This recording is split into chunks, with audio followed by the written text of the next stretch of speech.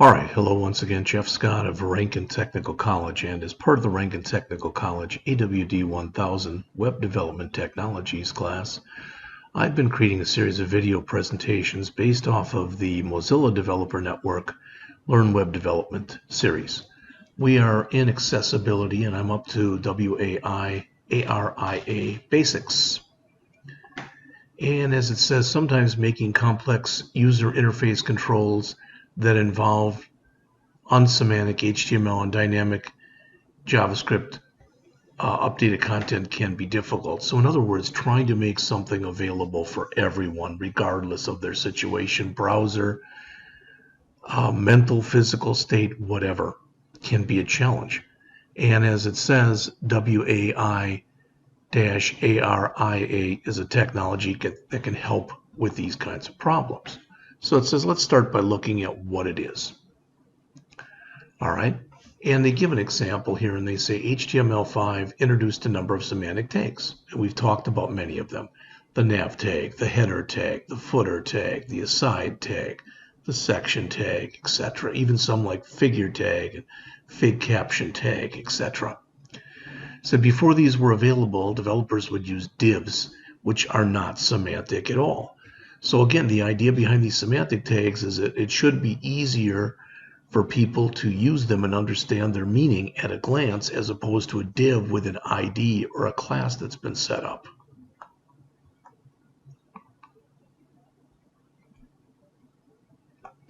So as mentioned here, these were not well supported among browsers, and it was difficult to style them, etc. Well, again, with HTML5, basically all of those tags that I mentioned to you, they're supported by virtually every browser. All right. So as you can see right here, WAI-ARIA is an acronym that stands for Web Accessibility Initiative, Accessible Rich Internet Applications.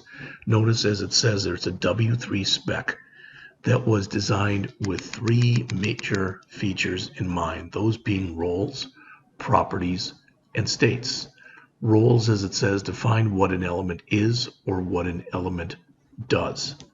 Properties define properties of elements, which can be used to give them extra meaning. Again, a lot of times, especially to assistive screen readers. So by saying ARIA required equals true, as it says, specifies that a form input needs to be filled out in order to be valid.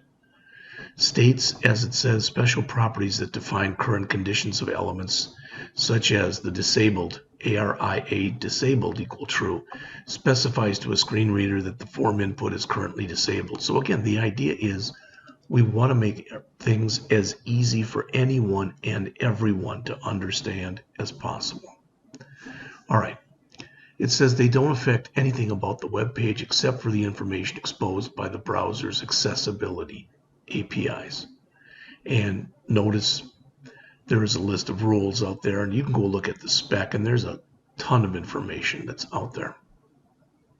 It says, where is this supported? This is not an easy question to answer. It is difficult to find a conclusive resource that states what features are supported and where, because one, there are a lot of features, and two, when you're talking about it, it's kind of like saying, okay, does this version of my browser work on this version of my operating system, working on this version of the machine I'm using, etc. And then you throw in things like screen readers and other assistive technologies, and it just gets more and more complex. And as they say there, they give the screen reader as an example.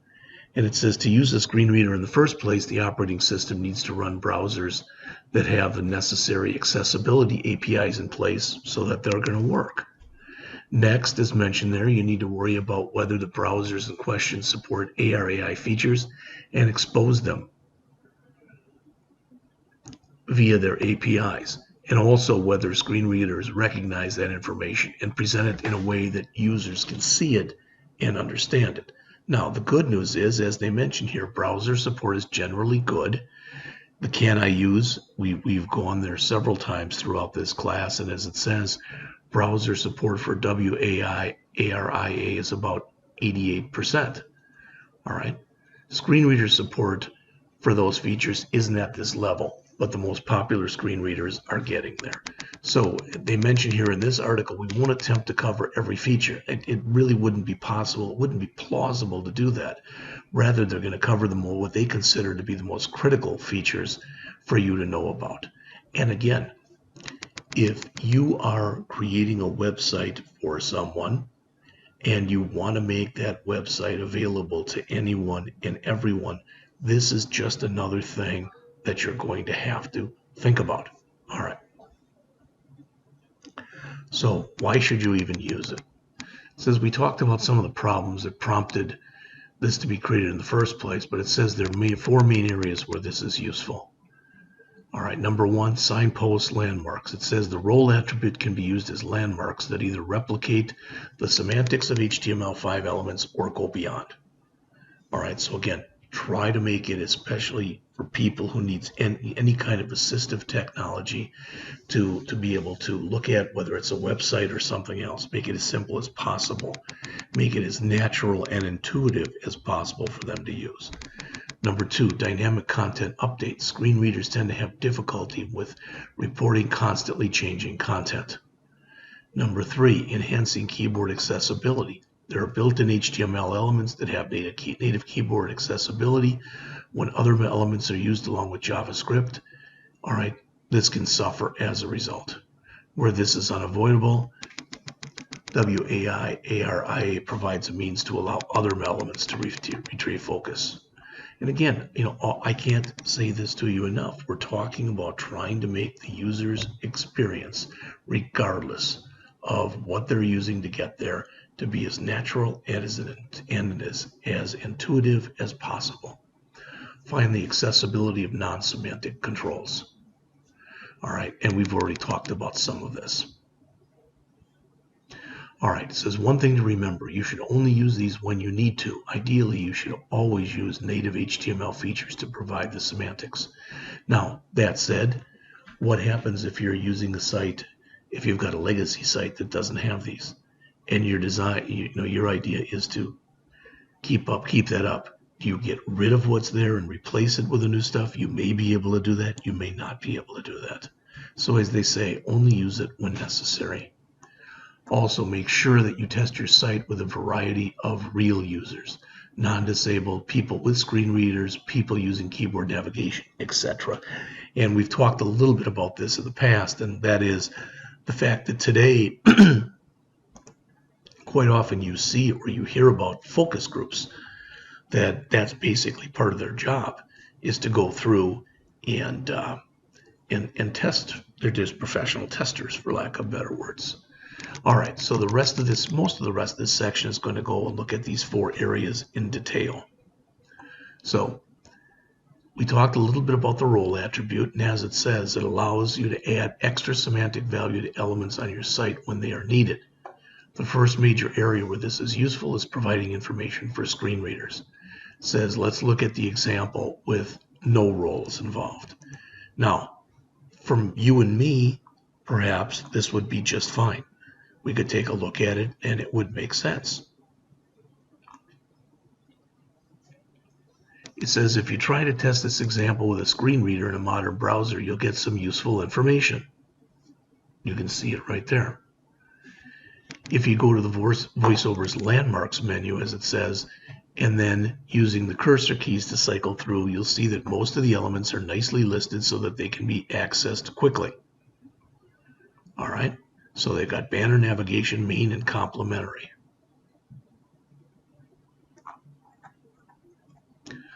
However, it says we could do better here.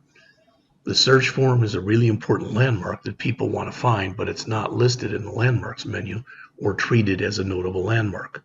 So they say to improve this, let's start adding some ARIA features. First, we'll add some role attributes to the HTML structure. Well, you can see them. Navigation, search, article, and complementary. It says we will also give a bonus feature in this example. The input element, all right, is also going to have an ARIA label on it. It It says it gives a descriptive label to be read out loud by the screen reader, even though we haven't included a label element. Now, if we use the voiceover to look at the example, we get improvements. And again, more natural to a person with assistive technology. The search form is called out as a separate item. The label text is read out loud. Beyond this, the site is more likely to be accessible to users of older browsers. And yep, they're still out there. All right, next was the dynamic content updates. Content loaded into the DOM can be easily accessed using the screen reader, from textual content to alternative text attached to images. The problem is that modern web browsers are often not just static content or just static text. Again, that's not what people want. People need interactivity in most websites. They tend to have a lot of dynamically updating content. All right. It says these are sometimes referred to as live regions. And they give an example here where they got a random quote, and it could be something like that. It could be something where on your site, you're keeping up the time, or you're keeping up the temperature, or even a forecast, or whatever. All right. And it says our JavaScript loads a JSON file via the XHR containing a series of random quotes and authors. And it gives you a new quote in the box every 10 seconds. Since this works okay, but is not good for accessibility. The content update is not detected by screen readers, so the users would have no idea what's going on. Since fortunately, WARIA provides a useful mechanism to provide alerts that these kinds of things are happening with an ARIA live property. As it says here, applying this element causes screen readers to read out the content that is being updated.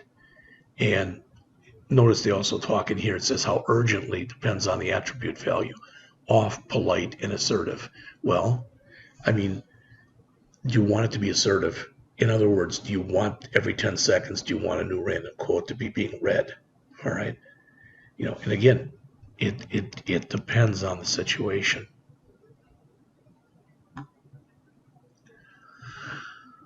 All right.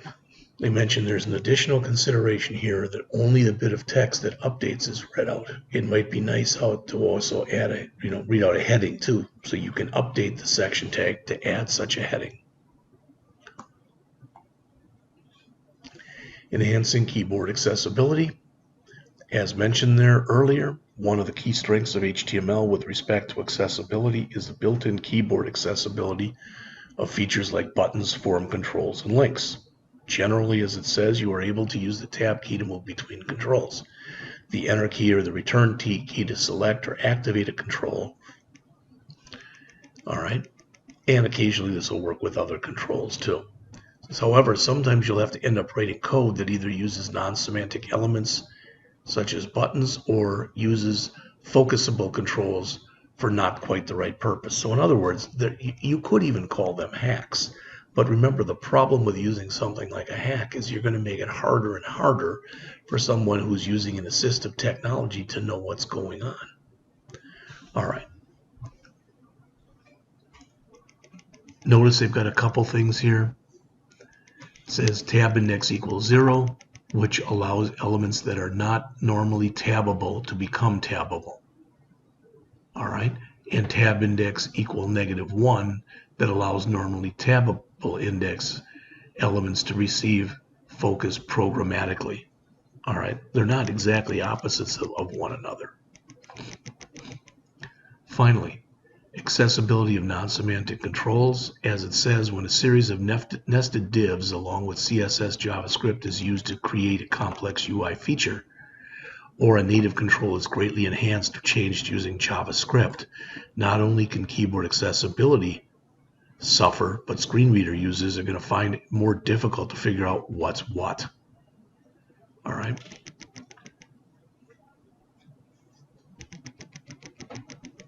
So they mention here, it says, let's take a look at an example that they looked at earlier. And when you look at this, notice we've got a class, but we've now got a role and we've got a relevant. And as they mentioned, the role equal alert automatically turns the element that is applied into a live region. So changes are going to be read out loud as they occur. and the ARIA relevant value setting it to all instructs the screen reader to read out the contents of the error list when any changes are made to it. In other words, when errors are added and removed. You know, I know I sound like a broken record, but you want to make sure that the experience is as natural and as intuitive as it can be to any and all people. All right. It says we could even go further. How about indicating which fields are required in the first place and what their ranges should be? All right. So as it says, that's easy for you and I probably to see, but it's not going to help a screen reader at all. But we've already seen how the ARIA required attribute can be used to give screen readers hints on what they should do. Not only that, we can come in here and we can put in, notice for that placeholder, enter a value from 1 to 150. All right. I don't know if this is going to, yeah, there you go. All right. Now, even with that, probably you would want 150, but, you know, whatever. So I can put that in. Boom. Everything's cool.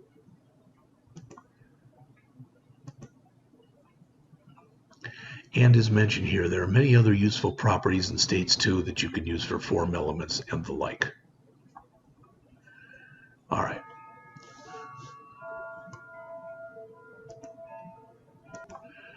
All right. Describing non-semantic buttons as buttons.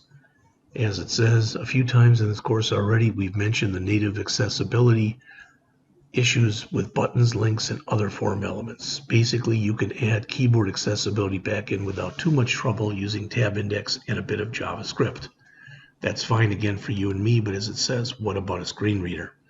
We can fix this by using one of the WAI-ARIA roles. You'll see this a lot too. I've noticed in the past that, for example, if you use a framework such as Bootstrap, which we'll talk about in the class, that it'll put a lot of this stuff in for you automatically. All right.